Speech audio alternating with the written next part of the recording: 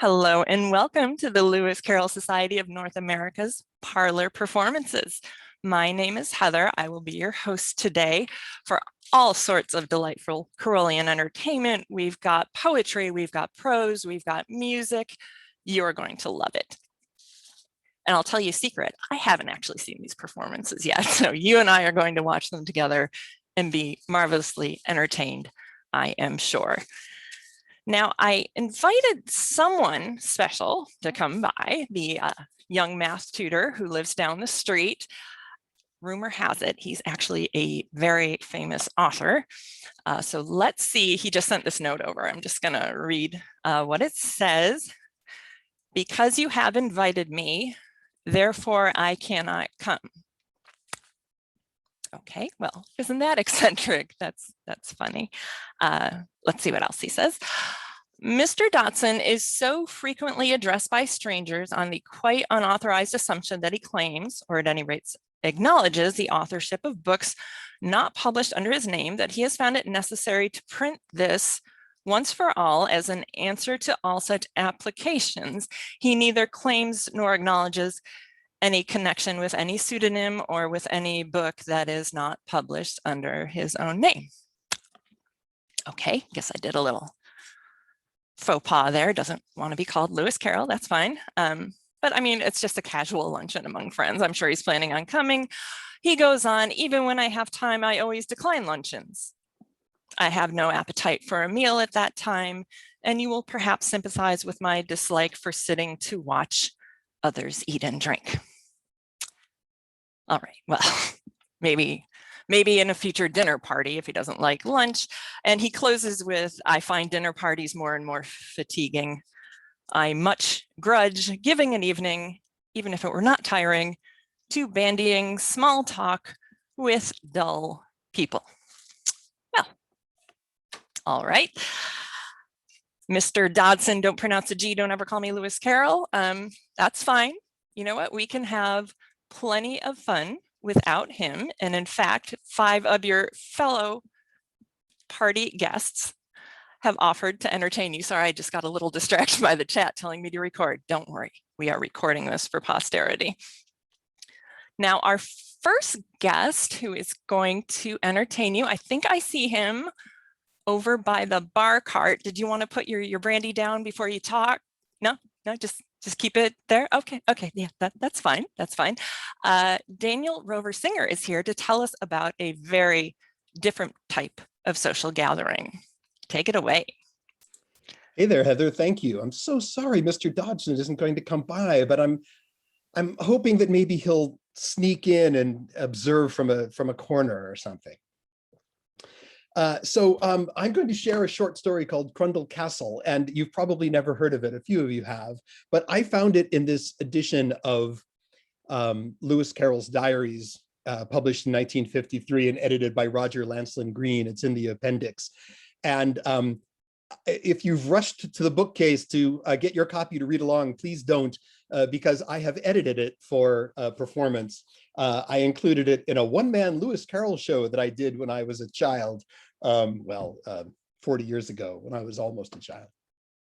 So I'm going to be reading a slightly edited version of this story that Lewis Carroll called Crundle Castle.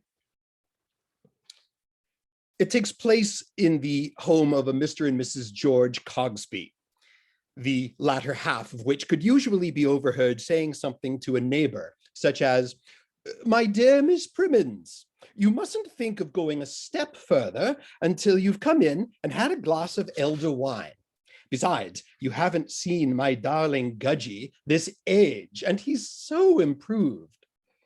The said darling Gudgy was a rather overgrown boy of about 6 years old, the delight of his mother, and the utter detestation of all the neighborhood, who were miserably victimized for whole evenings together. In the course of half an hour or so, 8 or 10 other victims were assembled, and the darling Gudgy was introduced. "Oh, what a charming boy," was the general exclamation on his first appearance. However, after treading on 3 gentlemen's toes, pushing a plate of cake into a lady's lap, and deluging the table with coffee, The charming boy was finally sent to bed for upsetting the lamp over Miss Primmins. All hands were immediately at work to put out the unfortunate Miss Primmins, who, enwrapped in flames, was at last enveloped in a hearthrug and extinguished by a Mr. Augustus Bim. Order being at length restored amongst the agitated guests, conversation proceeded in its usual train, and Miss Primmins, taking her seat by Mrs. Cogsby's side, begged to ask her advice in an important matter. She was thinking, she said, of giving a little children's party in a few days, but didn't quite know how to manage it. "No, were you really?" exclaimed Mrs. Cogsby rapturously. "How delightful! Well, I'm sure I'll give you every assistance I can, and I shall have no objection to letting you have my darling Gudgy for the occasion, who I'm sure will be the life and soul of the whole thing." "Oh, why no. Yeah, I did not exactly ask you for him, you know, Mrs. Cogsby." "Oh, I know you did not. Your natural delicacy was too great for you to try to separate a mother from her darling infant, however much you might wish to do so. But I need hardly say that I have full confidence in your prudence and experience, and I do not hesitate to trust my precious child to your care. No, and shouldn't, not if you were 100 Gudgies." Miss Primmins quite shuddered at the idea. The auspicious day at length arrived, and Miss Primmins, with trembling hands, was herself ornamenting the dishes which she intended to form the repast of her juvenile guests. One by one, the little dears dropped in, shy, timid, shrinking, and when all had arrived, Miss Primmins was joyfully counting heads, when the door opened and in marched Master George Cogsby Jr., who, as you already know, rejoiced in the mellifluous sobriquet of Gudgy. He entered the room, and Miss Primmins, in whose face the most intense disgust was vividly depicted, rose to meet him. "My darling child," she began, "I am delighted to see you, and how is your dear mother?" "Dunno," was the darling's intelligent reply. And Miss Primmins turned to her other guests and saying, "Well, I hope you'll all enjoy yourselves," but with a look which plainly added, "But I don't think you've much chance now." She then occupied herself in setting her little visitors to games, etc. But Master Gudgy would do nothing, join in nothing, but kept going round the room, pinching the guests and enjoying their screams. At last, when he had produced universal dissatisfaction among the children and had set 3 girls crying, Miss Primmins decided it was time to summon them to tea in another room. A magnificent cake stood at the top of the table. Miss Primmins dispensed half of it amongst her guests in large slices, and then left the room for some wine. On her return, she missed the remainder of the cake. "Jane, what have you done with the rest of the cake?" "Oh, if you please, Master Cogsby's eaten it." Miss Primmins turned to Master Cogsby in horror. That infant's hand grasped a huge haunch of the cake. His cheeks were distended to their fullest extent, his jaws making a feeble attempt to move. Uttering a scream of passion, she struck the cake out of his hands, and, seizing his hair with one hand, she administered such a shower of heavy blows upon his back that the cake was instantly swallowed, to the imminent danger of the darling's life.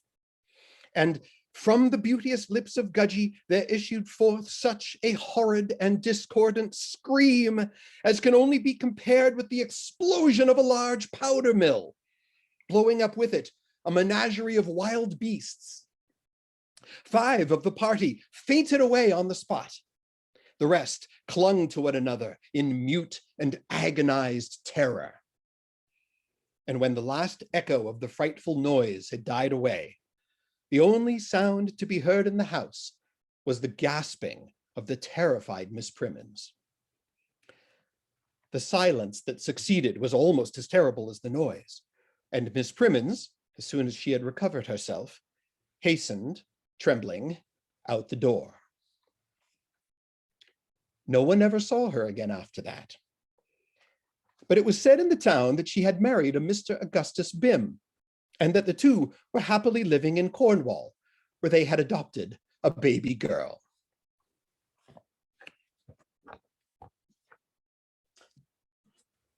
I think Lewis Carroll expresses his dislike of little boys very nicely in that piece. So I have just a couple of minutes left, so I hope you don't mind if I fill it by sharing some of my favorite letters from Lewis Carroll to his child friends.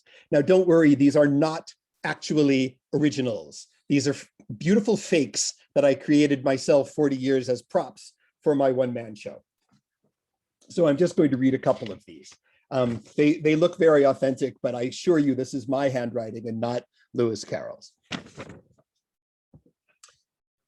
My dear Gertrude, this really will not do, you know, sending one more kiss every time by post. The parcel gets so heavy, it's really quite expensive. When the postman brought in the last letter, he looked quite grave. Extra weight, sir, he said to me, £2 to pay. Oh, if you please, Mr. Postman, I said, going down on one knee. Do excuse me just this once. It's only from a little girl. Only from a little girl, he growled. What's the good of little girls when they send such heavy letters? Well, they're not much good, certainly, I said, rather sadly. Mind you don't get any more such letters, he said, at least not from that particular little girl. I know her well. She's a regular bad 'un. Well, that's not true, is it? I don't believe he ever saw you, and you're not a bad one, are you? However, I promised him we would send each other very few more letters. Only 2,470 or so, I said. Oh, he said, a little number like that doesn't signify. What I meant is you mustn't send many. So you see, we must keep count now. And when we get to 2,470, we mustn't write any more unless the postman gives us leave. Your loving friend, Lewis Carroll. See, it's beautifully signed there. All right, here's another. My dear Ada. Ada, isn't that your short name? Adelaide.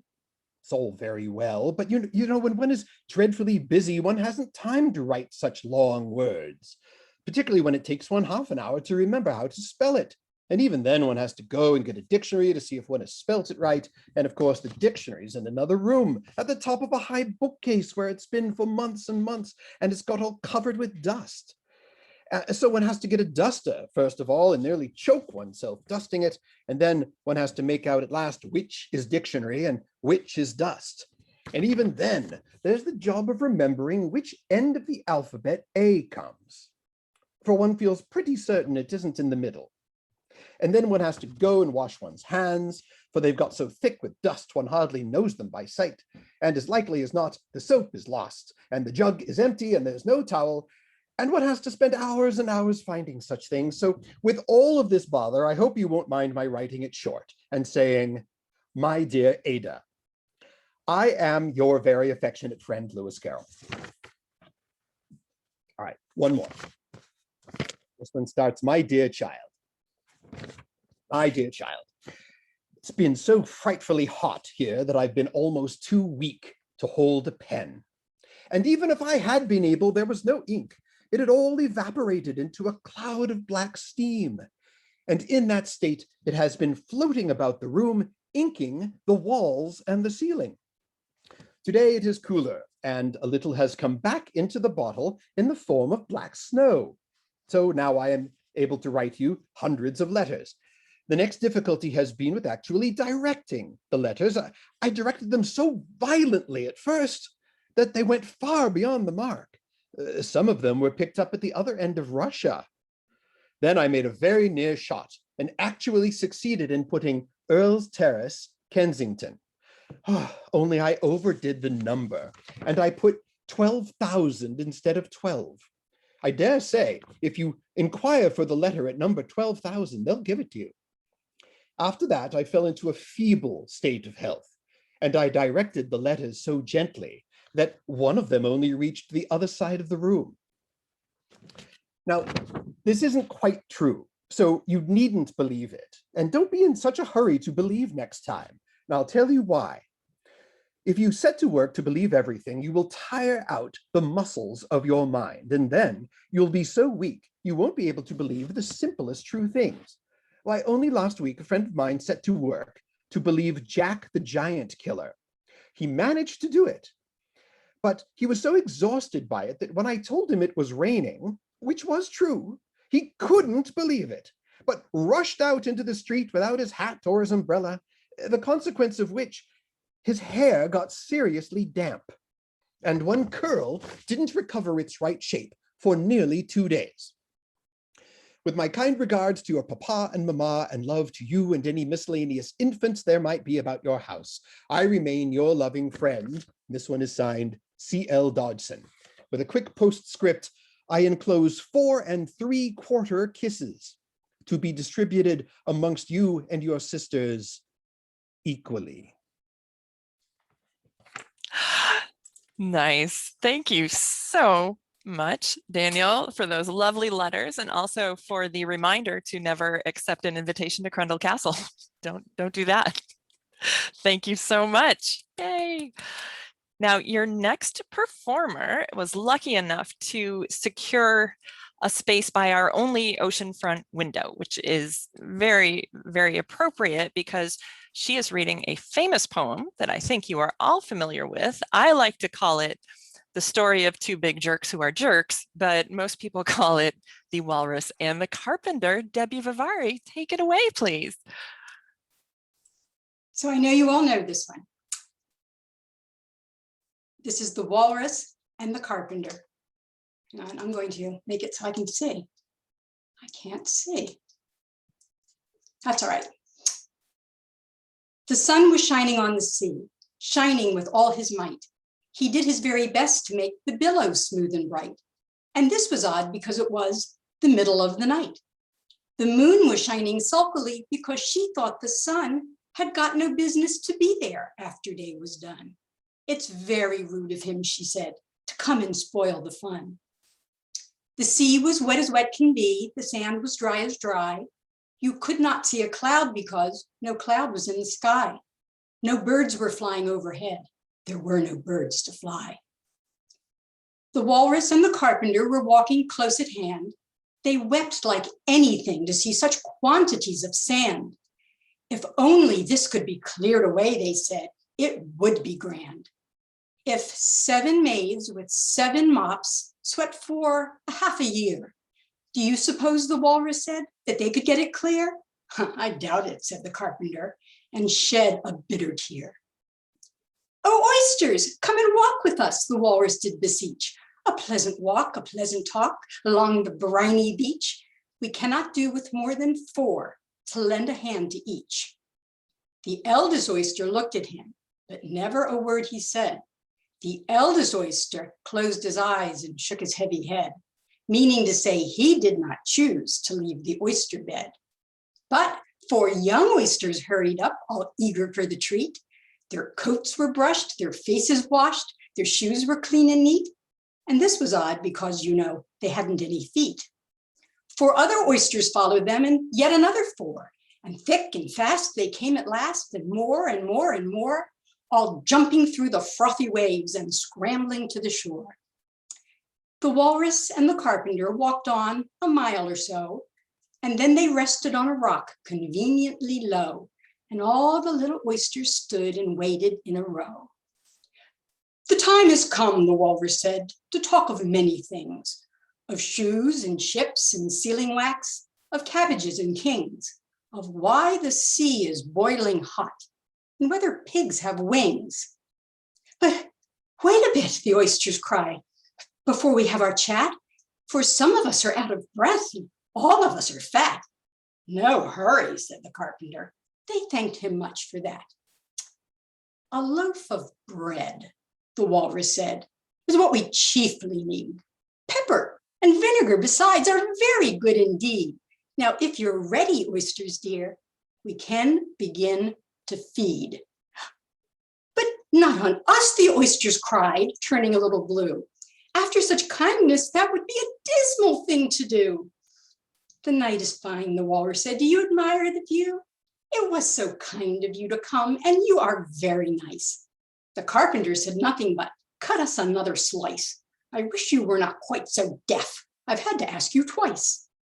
Seems a shame, the walrus said, to play them such a trick. After we brought them out so far and made them trot so quick. The carpenter said nothing but, the butter spread too thick.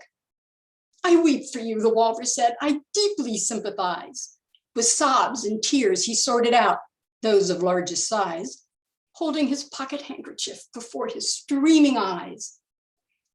Oh, oysters, said the carpenter, you've had a pleasant run. Shall we be trotting home again? But answer came there none. And this was scarcely odd because they'd eaten every one. Well, that was a wonderful reading of that poem, or recitation, I should say. However, as Alice says, they are both very disagreeable characters. Thank you so much, Debbie. We appreciate that. Now, I hope everyone got enough to eat today. I noticed that there was a lot of mock turtle soup left after dinner, which is, it's strange because usually my calf's head and hooves in a vat of gelatinous goo, it goes over great. But hopefully you all got your fill with the pudding and the leg of mutton, although it was awkward when he did get up and start talking. Now, our next performer is absolutely magical, and I mean that literally. He's going to perform some sleight of hand for you. Now, I asked if I could introduce him as the Magnificent Morgan, and he said that we should really manage expectations and at the most introduce him as the adequate Morgan. But here he is to entertain you, Mr. Christopher Morgan. Thank you, Heather.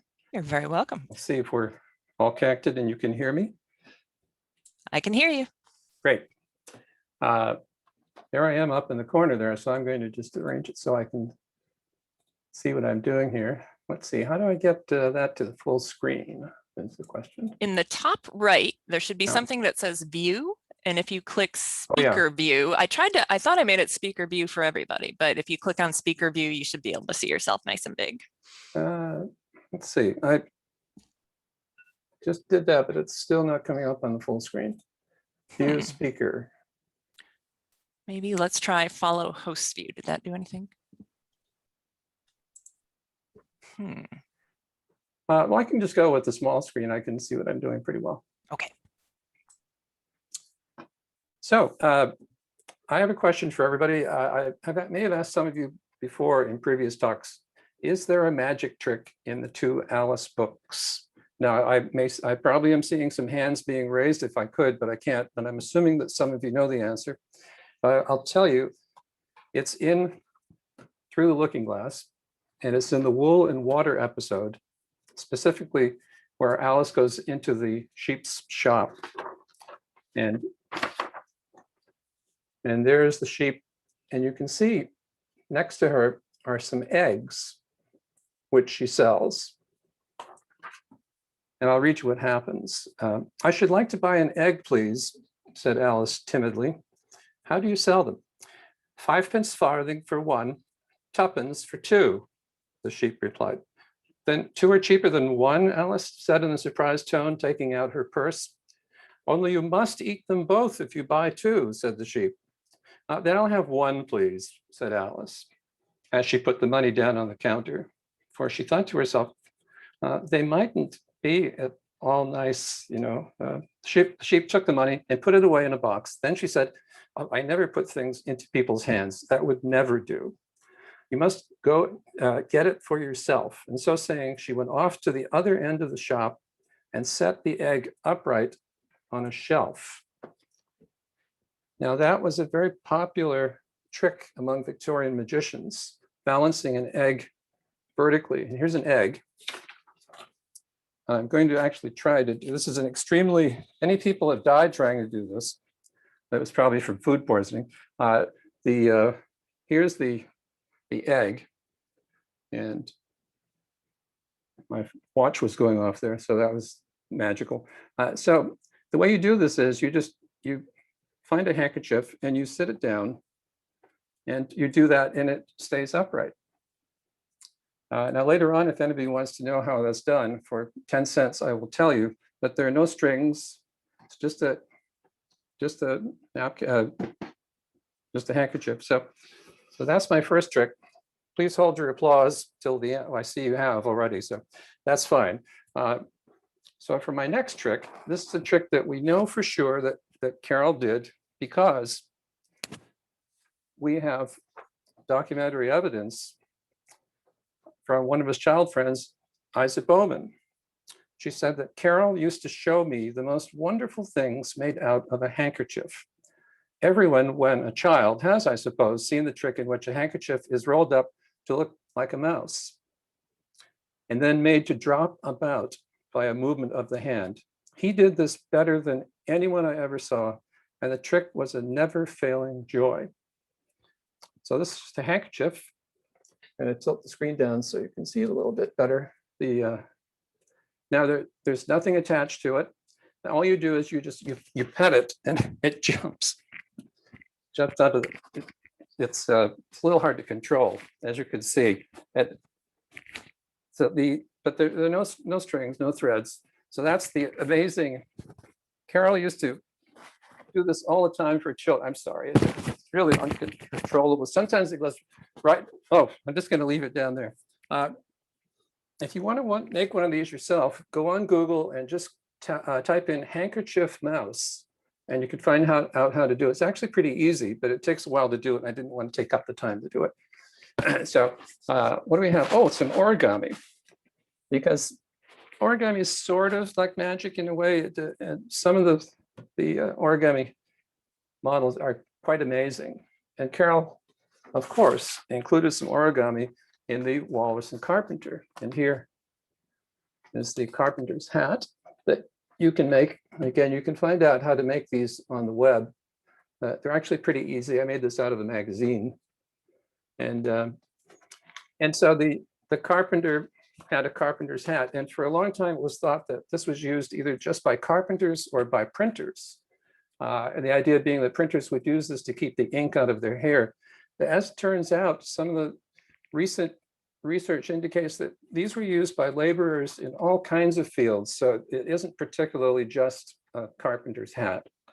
So now the other interesting thing about origami is we're very lucky because a lot of his child friends wrote memoirs and they mentioned this kind of thing about origami in particular. And a Mrs. F. Bremer says, "We were playing near the fort and a gentleman on a seat nearby asked us if we could make a paper boat." There's two paper boats. That's a catamaran. And that's a very old figure. It would have been known in the 19th century. And he asked us if we could make a paper boat with a seat at each end and a basket in the middle for fish. We were, of course, enchanted with the idea. And our new friend, after achieving the feat, gave us his card, which we at once carried to our mother. He asked if he might call where we were staying, and then presented our eldest sister with a copy of Alice in Wonderland, inscribed from the author. So I'm going to show you that particular fold that he did. Now you begin with the catamaran, which is a pretty basic fold. It's just two little boats like that. And then you can tell a story. And I'm sure Carroll probably made up a story. We don't know if this is the story, but this ship has a sail, which is kind of nice. And there's one on the other side too. So the two catamarans have two sails. And then you can go from there and tell a story about how you went on the boat and you lost your wallet. So I'm going to fold those two sails down out of the way. And now what you get is a wallet, which is kind of cool. And you could put coins in there or money. But it's also a box, which is kind of cool.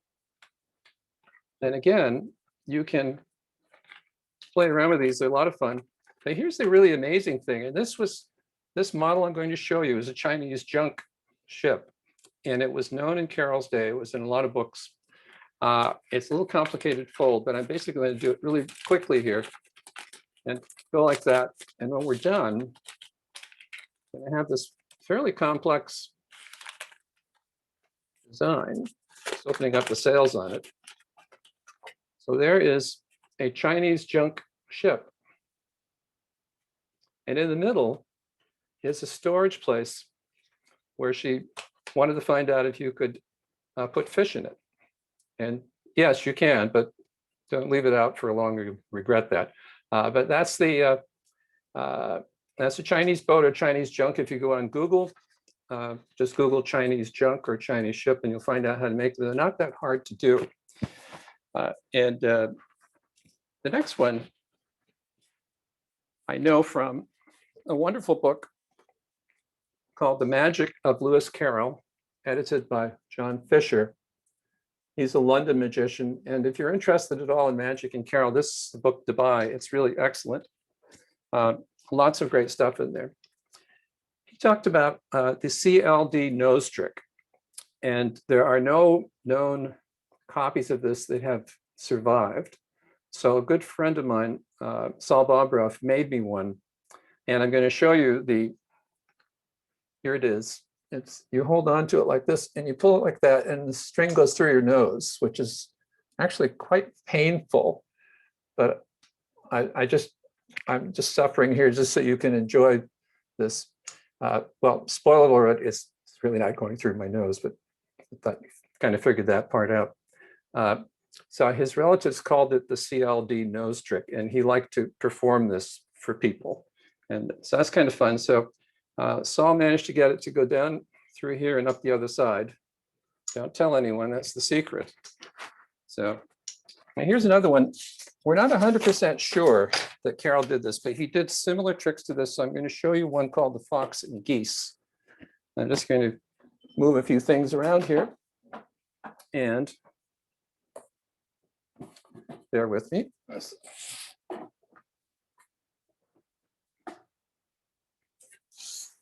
Yeah. So we have 7 objects here. These are sponge balls, if I can get them to sit still. This is called the Fox and Geese Puzzle. It's actually a Fox and Geese trick. Now I'm going to pick them up one at a time and tell you the story about the 2 foxes. The 2 foxes are the ones on the end. And they see 5 geese in a farmer's yard. And they pick them up one at a time, like so. And they're just about to run away with them when the farmer shows up and sees them. And then they quickly have to put them back again. I'll drop one there. Yep. So they waited until the farmer went away and they picked them up again, one at a time. And they were all set to go away one more time. And the farmer came out again and they gave up. So the 2 of them just stayed on this side and ran away. And the other 5 geese, which keep falling off the table. This is the problem with laughing into your sponge balls. That sounds painful, but so that's that one. And we're going to finish with the Mobius strip. And the Mobius strip is discussed in Sylvie and Bruno Concluded, which I didn't know until I read about it a while back. And it's all about the Mobius strip. And there's a conversation between Mein Herr and some of the people in the den about it. I won't read that to you, but the Mobius strip was very well known to Carroll, and you've probably seen it, but I'll just show you how it works, where you take a piece of paper, you give it a half twist, and Carroll explains exactly how to do this in Sylvie and Bruno. Now, as you cut it up the middle, you get to the end, and of course, most of you will know already that you don't get 2 loops, you get one big loop, one continuous loop, because it only has one edge and it only has one side. Here's variation on it. We'll end with that. And I'm going to cut it 1/3 of the way in instead of halfway in. It takes a little while to cut around this because it has to be a bit longer so you can fit the scissors in. But when I've asked school children what you end up with, they have all kinds of different answers, but very few people can guess that what you get anytime now is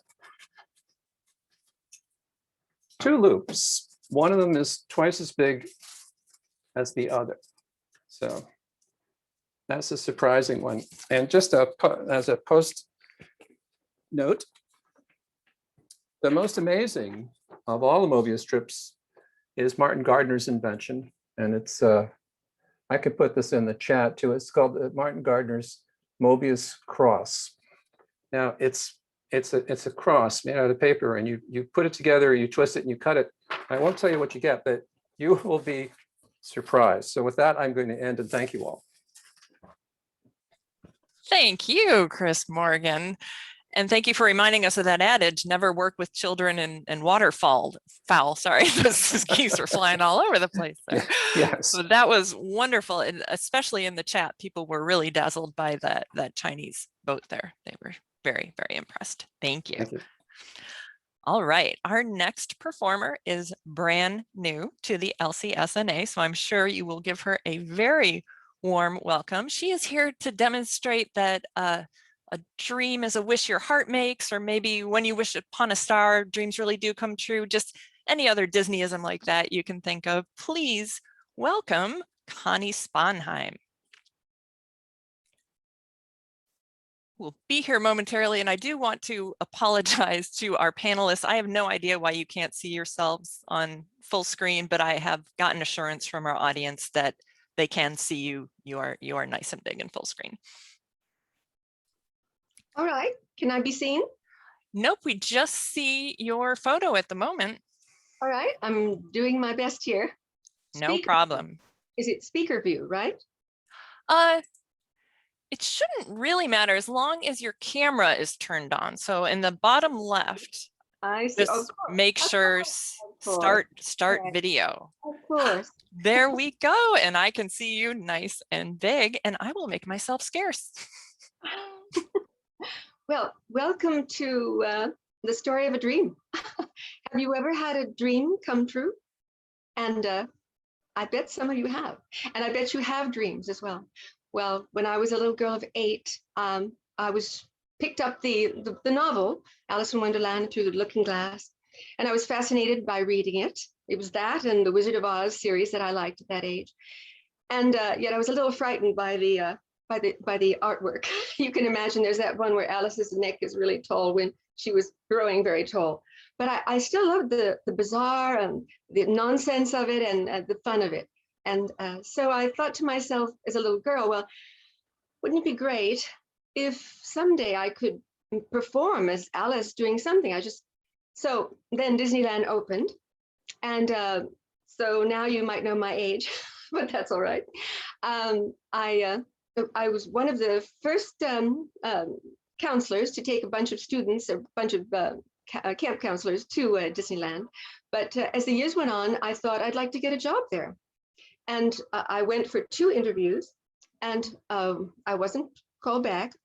But then a friend of mine who worked on the Jungle Cruise, Mike, said, oh, you should wear knee socks, wear knee highs, and then they'll hire you. And I thought, all right, well, that's how the tour guides were. They were all dressed in, well, you know, I think if you remember, some of you, and they might still be there. So I wore my knee socks and I got hired, and they said, we have a place for you in Adventureland in the bazaar. And I wore sort of a moo-moo, and I sold incense in a little corner part of the market. And that was my first job in merchandising department. And yet, you know, it's a little bit boring for me, but because now I'm a teacher, an actress, a director, I need a little stimulation, you know. And I was also the official greeter in the bazaar, because I think they ran out of spots for people to work. But I was very excited that I was working there, and all my friends were kind of envious because I was working at Disneyland. They were mostly in LA County. I was in Orange County living. But I asked some lead men who came by, and the lead men are the guys that wear the walkie-talkies, and they take care of the characters. And it was the Jungle Cruise, or the Jungle Book group that came by. And, you know, Baloo and all, you know, Maori, don't know all the characters, but they came by. I said to them, you know, leaning out of my booth, well, how are you guys fixed for an Alice? And they said, well, we need one. We're looking at them right now. There's about 4 or 5 women buying for the Summer Alice. And I said, ooh. So I got out there to the backstage area. That's what they call it, the backstage. And I tried for it, and they hired me for the Summer Alice on the weekend. So they liked my dimples, and I had long white hair. It was the, the Beach Boy time, and it was a great time to grow up in Southern California. So there I was, had a wonderful job, the highest paid in the park, by the way, because the entertainment division and maintenance are both paid at that time $1.98 an hour. Is that wonderful? And so it didn't matter about the pay. I didn't care if I was paid it at all, because it was pretty much a non-job, because I got to go 20 minutes out on set and 20 minutes off set, which means I could put my feet up after standing and greeting and giving my autograph to families, and families would gather around us. And this is a photograph that my mother took, and she only took maybe one. She was busy that year. But you can see that there's a Mad Hatter on my right and the rabbit on the left, the white rabbit. I didn't talk to him very much, but the Mad Hatter was Russell Paris. And Russell, wherever you are, hello, because I haven't seen him in so many years. But he made me laugh out on set. So I was always excited and interested, and I was always fresh. And my dream was coming true of wanting to be Alice somewhere. So as the weekend Alice, the woman who was the Alice during the week, she was a little bit burned out because she had to smile a lot. And oh, and we weren't allowed to talk to anyone, by the way, because they just want to keep the mystery, I suppose, about it all. Although, Russell would mumble to me in his costume under his breath different jokes, and it made me laugh. So, but she was she wasn't smiling as much as usual. We had a photo shoot together, and I remember she was a little bit top heavy. And I don't know why they would want to hire supposed to be a young girl, which actually Alice was 8 or in that range. And yet, they're hiring 19-year-old girls. So the guys used to joke that she bends over to shake a hand, we'll have to pick her up. So, and as far as the characters go, backstage, they all wore a towel around their neck because they would sweat off about 3 to 5 pounds a day in water weight. Because in those days, the screens on the characters' costumes were pretty thick, and they had several pieces of material. So I remember that Gus passed out at one point out in Fantasyland, and the lead men had to come and pick him up, and the kids were kicking him. So I don't understand why the kids were so mean, but they picked him up, and he was back on his feet because it was 90-some degree weather, and he needed to breathe. You know how suffocation goes, if you know what I mean. So they picked him up, and he was back with his buddy, whoever Gus hangs out with. So it's Cinderella's group. So that's one story. And then backstage, I would come on set after getting into my lovely costume that I picked up backstage, and we had lockers and all that. And the dwarves they were guys that they couldn't be. They would have to be from about 4 foot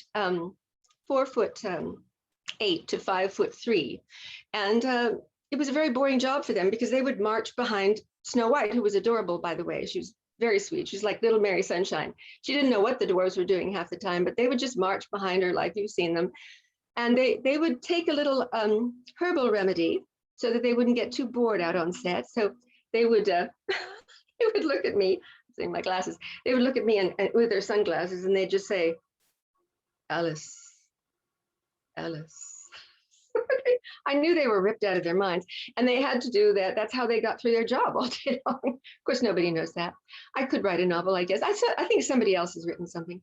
So that was fun. And then all kinds of other interactions. Oh, and the dwarves were very jealous of the monorail drivers because the monorail drivers wore an ascot, and they had to be 6'2" or taller.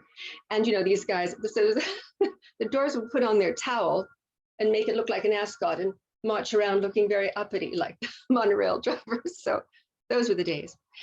So in that respect, from that, I became curiouser and curiouser over the years, and more performance oriented, and became an actress. I've been in a lot of shows. I've directed a lot of shows with children too, because I have a website, the Drama School, very humble little website, but I still put on shows and plays with children. And what we need now is children need their joy. They need shows. So I hope to get that going as I take off for Florida in a few days. We can have it in the Northwest, but people are different here than they are in Florida. So I'm going to try that. So children need their joy, and they got their joy at Disneyland. there are all sorts of controversies about Disneyland, but it does give people a lot of joy, and parents and children alike. So I appreciate the park for that. And then the next year, the lead man asked me if I would actually be the Alice for for Disney World. They wanted to fly me out there and house me. And I said, oh, you guys, I got a job as a counselor. I'm going to be a teacher. And they were shocked because they kind of expected that any Alice would want to be Alice forever. And I said, I can't be Alice forever. I'm going to be a teacher. And this helps me if I'm a counselor in a girls' camp up in the High Sierras in California.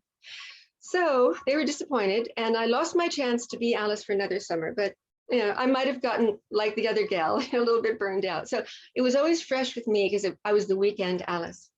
And through the years, I've realized that what that fostered in me was just realizing a dream that it's all about possibilities and that anything is possible. I mean, anything. So in my life, things have been possible on the upside, on the downside, all possible. And so I still keep that optimistic view, and I hope you all do as well. And I just want to close with a couple of quotes. One of them kind of is very timely for our day, our time. And that is that it would be so nice if something made sense for a change. That's timely. And then my favorite one that I believe I made up, because I think the novel is full of philosophy and truth. And that is my goal. I always tell the truth. I get into trouble, but Alice got into trouble too. And she survived it. She was always concerned with whether she was sane and her well-being. So that's me. I've become an eternal Alice, frankly. But I love a quote I found, which is just that imagination is the only weapon against reality. And so I do love theater, and I will continue to make that fantasy and that happiness happen for children and adults. Have a wonderful week. From Connie. Thank you, Connie, for those behind the scenes stories. Oh my goodness, I think we all felt really bad for poor little Gus Gus.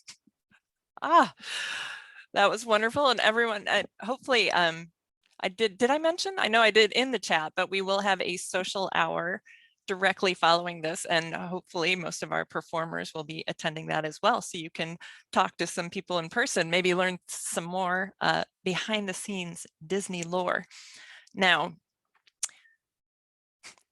I'm going to break this really convincing facade that we're all at a Victorian dinner party and say that, you know, we haven't had a chance to get together in person for quite some time. And so for my presentation here, I thought, oh, it'd be fun if we could play some Victorian parlor games together. I mean, I'm sure there must be a way we can do that virtually online.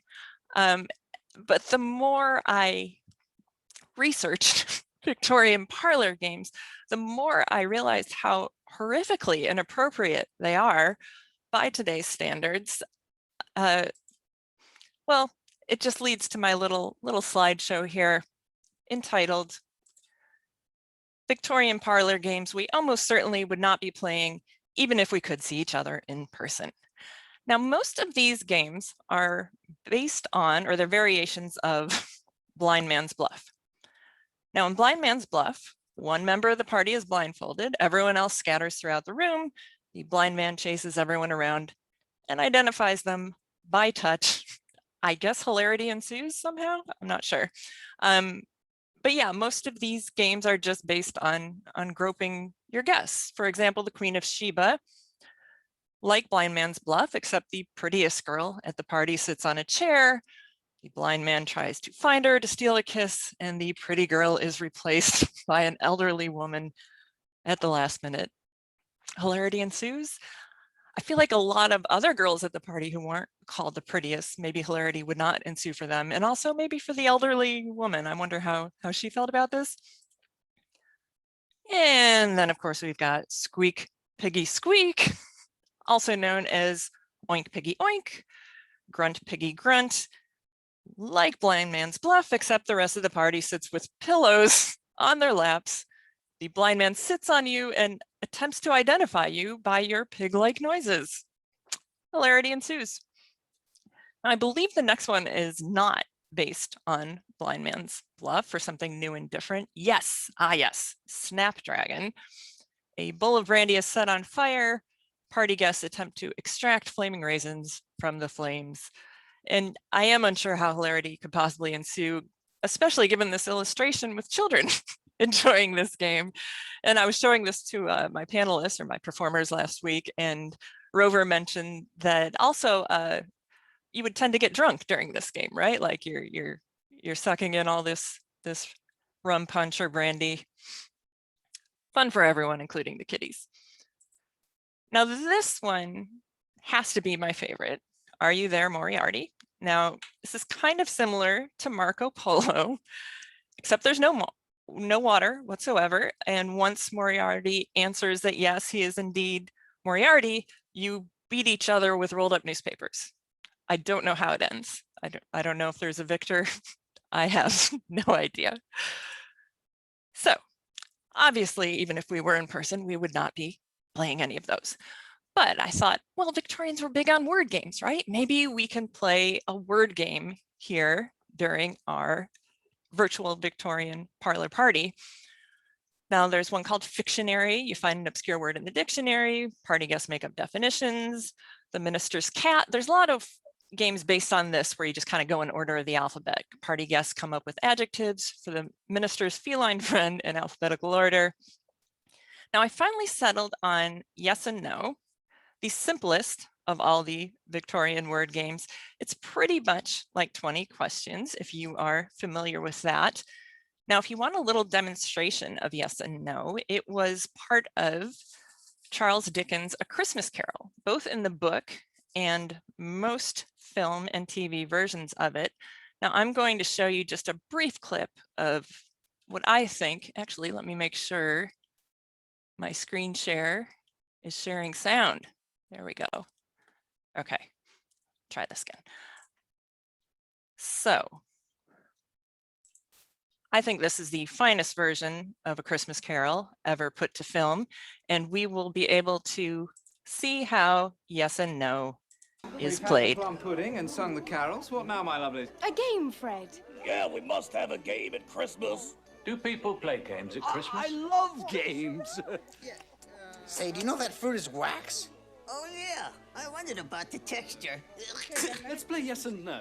Oh, wonderful game. Oh, That's a great game. Yes, I'll be it. Yes, let Fred be it. He always thinks of good things. I do have a good one, Clara. Guess. Is it vegetable? No. Mineral. No. Animal, then. What else? What else indeed? Is it found on a farm? Never. In the city. Usually. Oh. Does it pull a hansom cab? Certainly not. How about a dog? No. A cat. A cat. I said it first. No. Wait then, is it an unwanted creature? Often. A mouse. No. A rat. You called? A cockroach. No. A leech. Oh dear, it's too wonderful. Wait, I know. An unwanted creature, but not a rat, a leech, or a cockroach. Then what? Then what? What? It's Ebenezer Scrooge. Yes. Yes. That's a killer. Whew. I've always felt bad for Scrooge, no matter what version that is. Now, I had the brilliant idea that maybe we'd play a round of yes and no using the Q&A function, but I kind of feel like that might really drag. So in the social hour afterwards, if we want to do a round of yes and no, let's do that. But I think we should get to our last performer, which I have really been looking forward to. Now, I apologize for putting Muppets and complete frivolity in front of this very serious poetry recitation that will be, in all seriousness, very serious. I'd like to introduce to you Mr. Andrew Sellen. Hello, hello, hello, everybody. Hello. Very nice to be here. Nice to see everybody. I am going to read some Carrollian poetry, and given his love of poems and the different forms of poems, I thought it was only appropriate to start with one of my favorite odd ones, and it's just excerpts because it's a little longer, but I think it's great fun, and it's him poking fun at the art of poetry. It's called Poeta Fit non nascitur. How shall I be a poet? How shall I write in rhyme? You told me once the very wish partook of the sublime. Then tell me how. Don't put me off with your another time. And would you be a poet before you've been to school? Ah, well, I hardly thought you so absolute a fool. First learn to be spasmodic. A very simple rule. For first you write a sentence, and then you chop it small. Then mix the bits and sort them out just as they chance to fall. The order of the phrases makes no difference at all.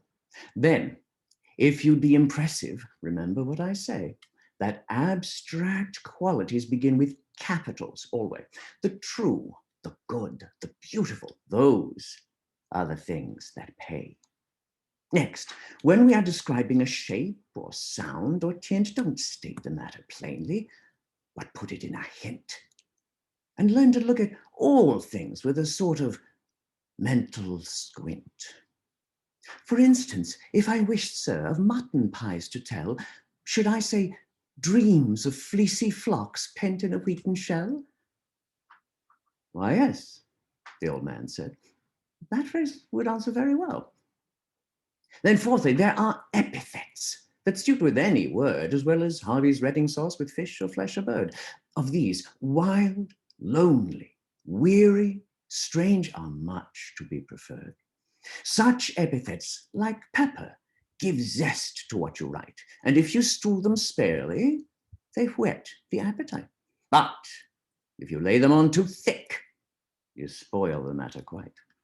Last, as to the arrangement, your reader, you should show him, must take what information he can get and look for no mature disclosure of the drip and purpose of your poem.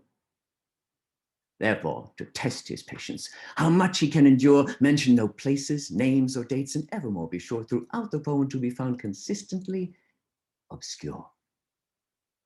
First, fix upon the limit to which it shall extend, then fill it up with padding. Beg some of any friend. Your great sensation stanza you place towards the end. Now, try your hand, there fancy hath lost its present glow. And then, his grandson added, we'll publish it, you know. Green cloth, gold lettered at the back in duodecimo. Then proudly smiled that old man to see the eager lad rush madly for his pen and ink and for his blotting pad. But when he thought of publishing, his face grew stern and sad. Now, of course, in addition to his creative writing, another great love was photography, and sometimes the two of them came together. This is one of my personal favorites, and probably a favorite for a lot of you Carrollians. From his shoulder, Hiawatha took the camera of rosewood, made of sliding, folding rosewood, neatly put it all together. In its case, it lay compactly, folded into nearly nothing, but he opened out the hinges, pushed and pulled the joints and hinges till it looked all squares and oblongs like a complicated figure in the second book of Euclid. This he perched upon a tripod, crouched beneath its dusky cover, stretched his hand, enforcing silence, said, "Be motionless, I beg you." Mystic, awful was the process. All the family in order sat before him for their pictures. Each in turn, as he was taken, volunteered his own suggestions, his ingenious suggestions. First, the governor, the father. He suggested velvet curtains looped about a massy pillar, and the corner of a table, of a rosewood dining table. He would hold a scroll of something, hold it firmly in his left hand. He would keep his right hand buried like Napoleon in his waistcoat. He would contemplate the distance with a look of pensive meaning, as of ducks that die in tempests. Grand, heroic was the notion, yet the picture failed entirely. Failed because he moved a little, moved because he couldn't help it. Next, his better half took courage. She would have her picture taken. She came dressed beyond description, dressed in jewels and in satin far too gorgeous for an empress. Gracefully, she sat down sideways with a simper scarcely human, holding in her hands a nosegay rather larger than a cabbage. All the while that she was sitting, still the lady chattered like a monkey in the forest. "Am I sitting still?" she asked him. "Is my face enough in profile? Shall I hold the bouquet higher? Will it come into the picture?" And the picture failed completely. Next, the sun, the stunning Cantab. He suggested curves of beauty, curves pervading all his figure, which the eye might follow onward till they centered in the breastpin, centered in the golden breastpin. He had learned it all from Ruskin, author of The Stones of Venice, 7 Lamps of Architecture, Modern Painters and some others.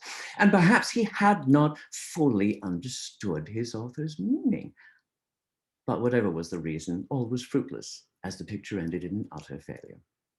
Next to him, the eldest daughter. She suggested very little, only asked if he would take her with her look of passive beauty.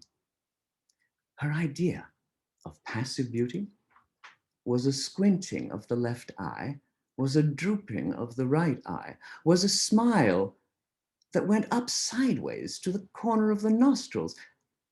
Hiawatha, when she asked him, took no notice of the question, looked as if he hadn't heard it, but when pointedly appealed to, smiled in his peculiar manner, coughed and said it didn't matter, bit his lip and changed the subject. Nor in this was he mistaken, as the picture failed completely. So in turn, the other sisters. Last, the youngest son was taken. Very rough and thick his hair was, very round and red his face was, very dusty was his jacket, very fidgety his manner, and his overbearing sisters called him names he disapproved of, called him Johnny, Daddy's darling, called him Jackie, scrubby schoolboy, and so awful was the picture. In comparison, the others seemed, to one's bewildered fancy, to have partially succeeded. Finally, my Hiawatha tumbled all the tribe together. Grouped is not the right expression. And as happy chance would have it, did at last obtain a picture where the faces all succeeded. Each came out a perfect likeness. Then they joined and all abused it. Unrestrainedly abused it as the worst and ugliest picture they could possibly have dreamed of, giving one such strange expressions, sullen, stupid, pert expressions. Really, anyone would take us, anyone that did not know us, for the most unpleasant people. Hiawatha seemed to think so, seemed to think it not unlikely. All together rang their voices, angry, loud, discordant voices, as of dogs that howl in concert, as of cats that wail in chorus. But my Hiawatha's patience, his politeness and his patience unaccountably had vanished, and he left that happy party. Neither did he leave them slowly, with the calm deliberation, the intense deliberation of a photographic artist, but he left them in a hurry, left them in a mighty hurry, stating that he would not stand it, stating in emphatic language what he'd be before he'd stand it. Hurriedly, he packed his boxes. Hurriedly, the porter trundled on a barrow all his boxes. Hurriedly, he took his ticket. Hurriedly, the train received him, thus departed Hiawatha.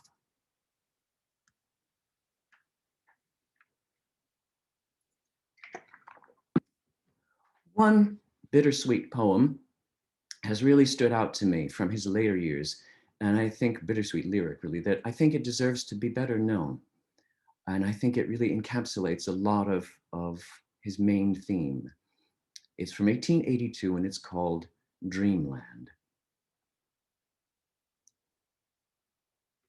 When midnight mists are creeping, when all the land is sleeping, around me tread the mighty dead and slowly pass away.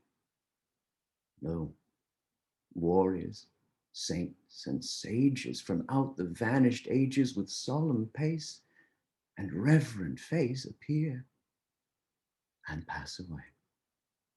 The blaze of noonday splendor, the twilight, soft and tender, may charm the eye, yet they shall die and pass away.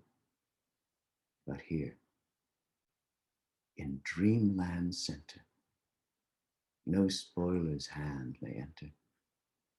These visions fair, this radiance rare shall never pass away. I see the shadows falling, the forms of old recalling. Around me tread the mighty dead, and slowly pass away. And to close, in typically Carrollian fashion, I'd like to go back to one of his earliest poems, one of my personal favorites. But I've asked a friend to help me out. So with your indulgence, give me just a moment. There we go. All right, here we go. Everyone, this is my buddy Colin. Hello, all. Nice to see. I can't see them. No, I know, it's a Zoom. A Zoom, my first Zoom. Hello, hello. This is so exciting. I know, but they're there, trust me. Okay. Hello, hello. All right, you ready? I am. All right, here we go. I have a fairy by my side, which says I must not sleep. When once in pain I loudly cried, it said, you must not weep. If full of mirth I smile and grin, it says, you must not laugh. When once I wished to drink some gin, it said, you must not cough. When once a meal I wished to taste, it said, you must not bite. When to the wars I went in haste, it said, you must not fight. What may I do? At length I cried, tired of the painful task. The fairy quietly replied and said, you must not ask. Moral? You mustn't. Thanks so much. My pleasure. Cheers all. Take care.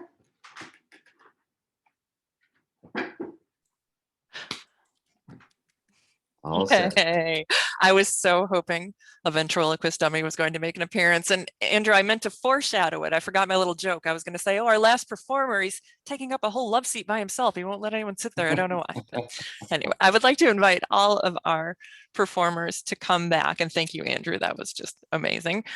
And I'm going to give them their proper introductions since we just kind of flew through those earlier. And we'll start with Andrew, who went last. Andrew is a president emeritus of the LCSNA and editor-in-chief emeritus of the Night Letter, as well as a professional actor, writer, and ventriloquist. He is also on the faculty of 2 graduate creative writing programs in Colorado as instructor and performance coach. He has performed his solo play Through the Looking Glass Darkly at various venues, including the Alice 150 celebration in New York City. I think a lot of you saw that there. And plans to perform it once again once live theater returns. Yay! He is currently working on a new solo project and some screenplays, one with Carrollian elements. When not appearing in Zoom windows, he is most often found working in his garden alongside his husband, Tim. At this point, Andrew is almost as old as Father William, but nowhere near as flexible. And I think we are going to go backwards. So let's go to Connie next. Connie Sponheim has been a theater educator, director, and actress for over 30 years from California to Washington. She holds life credentials at the elementary and secondary levels, as well as ESL certification and a master's in theater arts.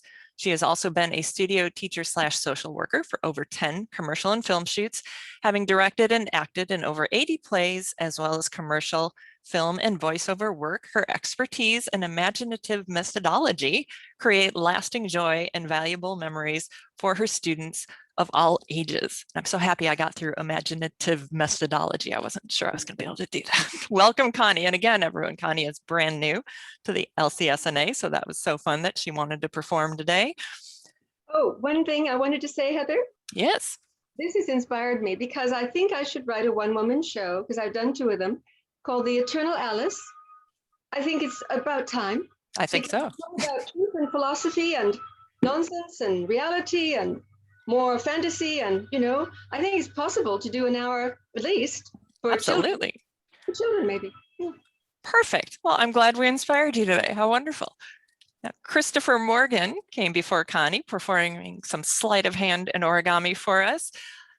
He is the editor of the glorious nightlight night, maybe I could say it correctly, the night letter that shows up in your mailbox a few times a year. He's also the editor of Volume 5 of the LCSNA Pamphlets book series, Games, Puzzles and Related Pieces.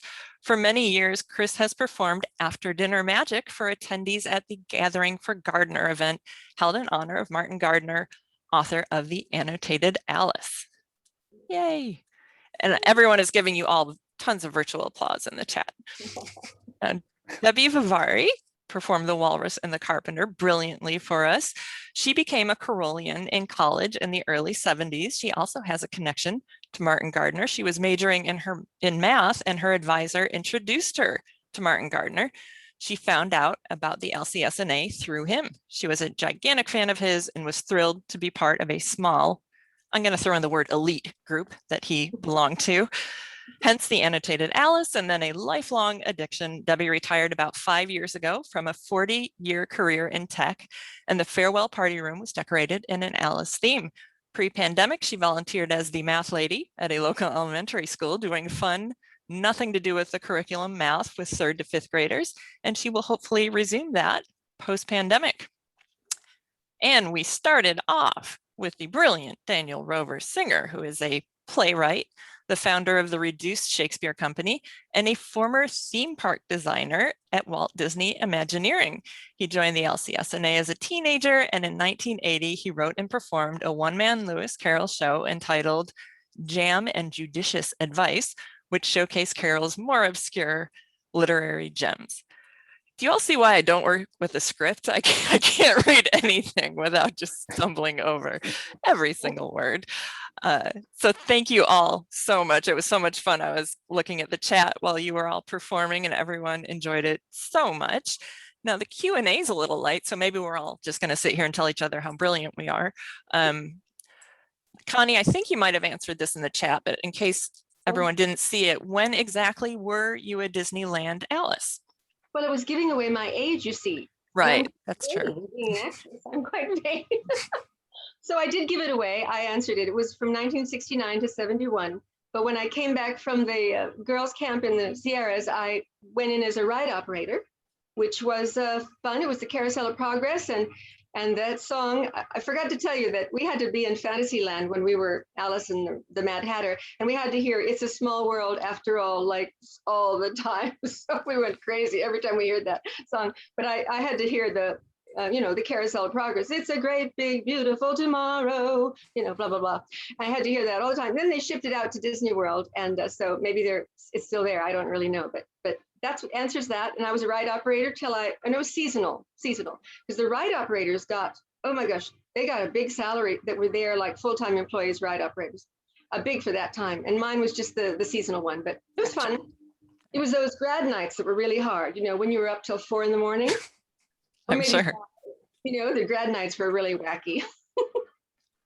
Yeah, I never thought about that. That would be hard on the performers, definitely. We'd get a second wind about 2 o'clock. Now, Debby, I was wondering, is Walrus and the Carpenter just ingrained in your mind, or did you have to refresh your memory before this performance? It's ingrained in my mind. I have a lot of the poetry sort of ingrained in my mind. I'm not like Andrew, but I was reading. You were reading? Okay. I was remembering. I like to memorize. I've always liked to memorize poetry, not just Alice poetry, a lot of nonsense poetry, Edward Lear and just various kinds of things. So it's nice to have parlor tricks. That's my parlor trick, of being able to recite. Well, thank you for doing it for us today. And I don't want to, split our audience or anything, but we're not doing anything May 27th. And I know the Lewis Carroll Society in the UK is actually having an entire nonsense poetry evening. Evening for them, it'll be around noon for us. Yeah, so that's just 5 days from now. I'm guessing they got the idea from us and Parlour Performance. Right? I mean, it's kind of a coincidence. They're doing some nonsense poetry just 5 days after we do this. But now, Chris, I'm curious about your magic. When you perform at the Gathering for Gardner, is it like a full set? Are you up there for a half hour, or is it kind of more casual like what you did today? I don't perform on the stage. I go around from table to table, which I like, because you can just sit with a few people and have a lot of fun. Yeah, I just love doing it. I've been going for 18 years, but couldn't go to the last one because they couldn't have it in person, and the one before I missed. So I'm going back in October because I haven't seen all the people, but it's a great group of people. Get about 400 or 500 people. I don't think I knew they were doing it in person this October. Is that? Yes, it is in person. Oh. That's what they said. Okay. Yeah, it's there's so many interesting people there. It's just fun. Even if you don't go to the talks, it's just fun to meet them. Excellent. Yeah. If Well, I by didn't the make, way, oh, go ahead. No, I just went, before I forget, I wanted to tell you Martin Gardner's favorite limerick. Ooh. There once was a man from Peru whose limerick stopped at line 2. But wait, there's one more. There once was a man from Verdun. Oh my goodness. Okay. Could just do a whole performance of those. Now, if I didn't make it clear before, because honestly, it didn't occur to me that anything would be in person this year. I'm still just in ultra pandemic mode, but our fall meeting is virtual. It would have been hosted at a university, but it will be entirely on Zoom like this. So you can all attend and just think of how much money you're going to save. Well, Broadway's opening up. I saw that. They're starting to do in-person performances. So. Yeah, and out here in LA, I believe Hamilton is starting at the Pantages in mid-August, and I had tickets for the very first canceled Hamilton performance in March of 2020. So I'm gonna go and get my tickets. I can't wait for that. Now, Daniel and Andrew, this is for both of you. I'm so curious. I mean, not that you're often asked to do Parlour performances, but when you were asked, do you have favorites that just immediately jump out at you, or is it just such an embarrassment of riches of Carrollian poetry and letters and prose that it's kind of hard to choose? Either of you can answer. Wait, it's very hard to choose just because of the wealth that's available. When I was writing my one-man show years ago, I loved focusing the show on obscure bits that people are very familiar with Alice's adventures, but so much less so with things like Hunting of the Snark. And so I really wanted to create a show that shared his humor and his nonsense genius in all of these other realms of poetry and short stories and letter writing and all those things that he so excelled at. I don't know very many of them by heart. I don't know if, Andrew, do you have a lot of this stuff memorized? You must. I really don't. I don't. And for me, it was a lot like when I was doing my one-person show about Lewis Carroll. It was a matter of, the story I wanted to tell and just research through the letters, not just the poems, but the letters, the whatevers, reminiscences, whatever you could find. What Isa Bowman said in her memoir, things all over the place. But you do keep stumbling across little gems and you go, to me, like Dreamland. And I'm just like, why isn't that better known? It's gorgeous. And actually in the latest rewrite of my Carroll show, I found a way to add that. I'm drawn to the stuff that obviously it has to reflect what's going on stage, or I wouldn't be using it. I don't just stuff it like a sausage to say, let's see, let's see how much we can get in there. Yeah, my show is more like a stuffed sausage. For those of you who haven't seen Andrew's show, I hope you get a chance to see it someday, because unlike my show, which is much more of a sort of an anthology of little known work, Andrew's show takes a very personal approach to exploring Dodgson's personality. And I don't think that that would make his show less of a thing to drop at a party. Like, oh, here's a bit from my show. And, then suddenly he stops the party dead by making everybody cry. His show is very personal and very touching.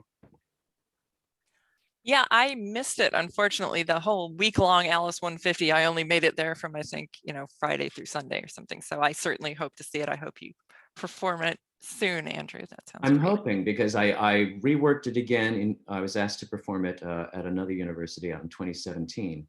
And that version, that 75-minute version, I think is it. I'm very, very happy with that. So I'm eager to share it. I was talking with the director about trying, to open it in a small theater in the city. And guess what? Pandemic. So all bets are off. But I'm still going to keep trying to do that because it's a story where everyone thinks they know who Lewis Carroll was, and they haven't any idea. They really don't. Yeah. Andrew, have you ever been in the importance of being earnest? Only when I was very young. I was Algernon. The roles for you is the first thing I thought of as a director. Yeah. Nowadays, I'm Reverend Chasuble. Okay. A handbag. All right, I'm looking in the Q&A. I don't know who EG is. They're not giving their full name. Maybe. Juliana, maybe? But their question is, Heather, what popular parlor game did Carroll invent? Oh, wait, he's just quizzing me here. Hint, it is a puzzle, then a board game. Are you talking about Scrabble? Didn't he do an early version of Scrabble? He did a very, very early idea that's kind of like it. Yeah, I mean, I know he didn't call it Scrabble, but yeah, I thought he had. Yeah, but he was thinking along those lines, but he never pursued it. Thank you for answering. Thank you for saving me there, Chris. Now, honestly, all our other questions for the panelists, it's more like, let's put our panelists on the spot. We're getting requests. Someone would like to hear Jabberwocky. Does anyone want to recite Jabberwocky? I'll do Jabberwocky. Oh my gosh, excellent. Okay, the rest of us panelists, let's mute. I don't have the right background, but you know. We'll I think it's brilliant, I think. Almost you think it's brilliant? Right? Okay. All right. Take it away, Debbie. Wow. Jabberwocky. 'Twas brillig, and the slithy toves did gyre and gimble in the wave. All mimsy were the bargoes, and the mum wraths outcrave. Beware the Jabberwock, my son, the jaws that bite, the claws that catch. Beware the jub bird, and shun the frumiest bandersnatch. He took his vorpal sword in hand, long time the manxome foe he sought.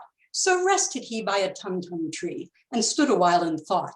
And as in uffish thought he stood, the Jabberwock, with eyes of flame, came whiffling through the tulgey woods and burbled as he came. 1, 2, 1, 2, and through, his vorpal blade went snicker-snack. He left it dead, and with his head he went galumphing back. Ah, hast thou slain the Jabberwock? Come to my arms, my beamish boy. Oh, frabjous day, Callooh, Calais, he chortled in his joy. 'Twas brillig, and the slithy toes did gyre and gimble in the wave. All mimsy were the bargoes, and the mum wraths outcrave. Amazing. Oh my gosh. I didn't know we were going to be taking requests. Everybody knows that one. We could have done it together. The only one you have in our We could have done it together, right? And I also, now, Connie, I don't want to put you on the spot too much because Linda Cassidy, who you spoke to before our performance a few times, she would like to hear a Disney song from you. Now, I think you said you might do that and you didn't, so I have a feeling you don't want to. But a little snatch. I remember a little snatch of one. If you don't mind, I'll try it.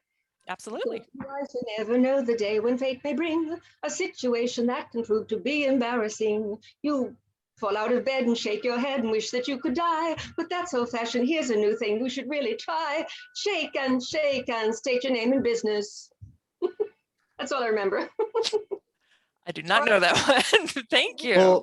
Well, that's what the Tweedledum and Tweedledee sang in Alice in Wonderland, but most of it was cut. You only hear just a tiny bit of it in the movie. Yeah, I somehow memorized it for some reason, but there's so many films that have been made. I mean, can you count how many films about the book that have been made? It's quite a few. I think it's maybe the most. So popular. Quite possibly, yes. We have a few film scholars. I don't think they're in the audience, but yes, I bet someone could answer you right away. Yes, exactly 242 or something like that. And also I meant to say, Debbie, a lot of thanks in the chat after your Jabberwocky. I think people were very surprised you were able to just reel that off with such precision. Thank you, bravo, that was superb, et cetera, et cetera. All right, we are coming on 1:30, wow. And thank you all for attending today. I'm going to once again put the info for our social hour afterwards. So I think some of our performers are going to attend. It's okay if you can't, but you might be able to ask them some questions in person then. And also it's just for everyone. This will be a Zoom meeting, not a webinar. So, get camera ready, everyone. I'm not really pleased with how my hair looks today, but what are you going to do? You will be on screen. And yeah, I look forward to saying hi to all of you. Thank you to all of our performers, Andrew, Rover, Debbie, Chris, Connie. So kind of you to lend your talents here today. And I will see you all momentarily at the social hour. Thank you. Bye-bye. Bye. Heather, I have to head out, but I wish you well. Love All to right. everybody. Take Thank care. you.